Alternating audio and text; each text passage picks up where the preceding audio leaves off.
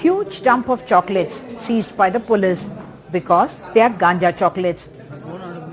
More than 5,800 kilos of ganja-laced chocolates were caught by Hyderabad's Narcotics Enforcement Wing just in the first quarter of this year. The target buyers, youngsters in schools and colleges, who were either deceptively introduced or try out of curiosity, succumbing to peer pressure and eventually end up as addicts.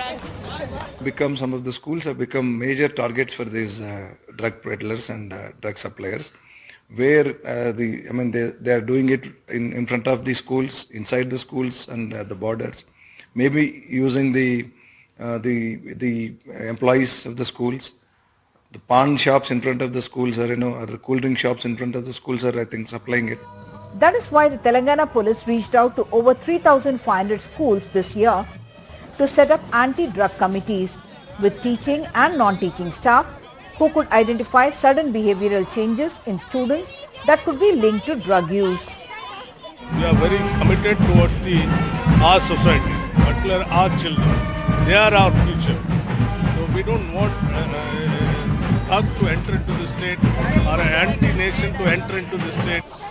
Schools and colleges have been told the subject of drug abuse can no longer be taboo, and they cannot be in denial that they must share information that could help identify supply points, assuring them that the school's reputation and the child's confidentiality would be protected.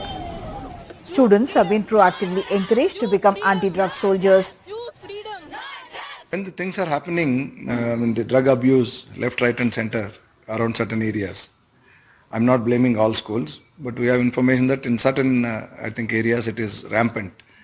You can't turn a blind eye because it is like the very purpose of education, very purpose of being an educational institution is defeated. I think this campaign is very important as Indians or as people of society. We need to know what's right and what's wrong. Importantly, to know what youth is doing. So this thing is important to know where the youth is going.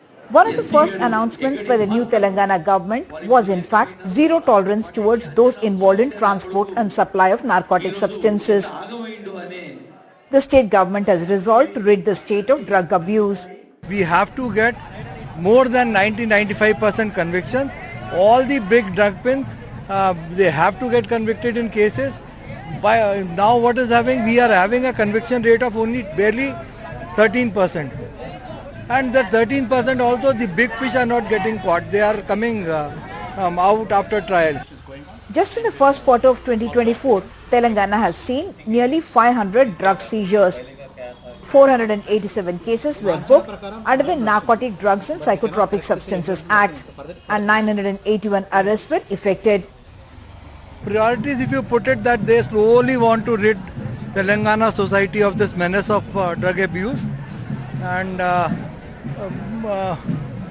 there is a policy of zero tolerance that anybody who is doing this, suppose it's a student, then maybe we'll tell their parents and try to reform this student.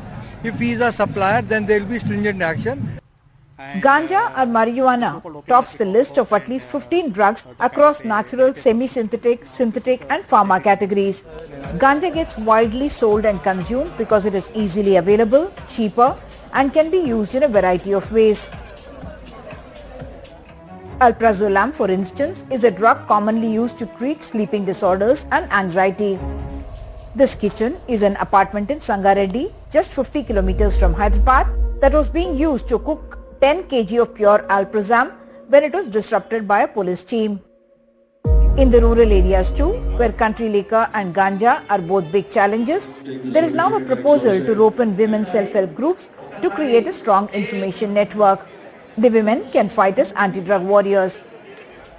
The other area that has come under the scanner is young urban elite who frequent pubs and other social points and indulge in antisocial activity. Users in this segment, from IT professionals to those in the glamour industry, are known to abuse cocaine, MDMA, LSD, etc. Drugs, the weed, which is commonly called the ganja, which is commonly called as weed. So that is coming in big supply from across the state. Given the kind of intelligence and vigilance machinery, the Telangana Police are confident that big consignments cannot be smuggled in. But even small consignments give birth to addicts, and that keeps the demand and supply going. In Hyderabad, with camera person Nagraju, Uma Sudhir, NDTV.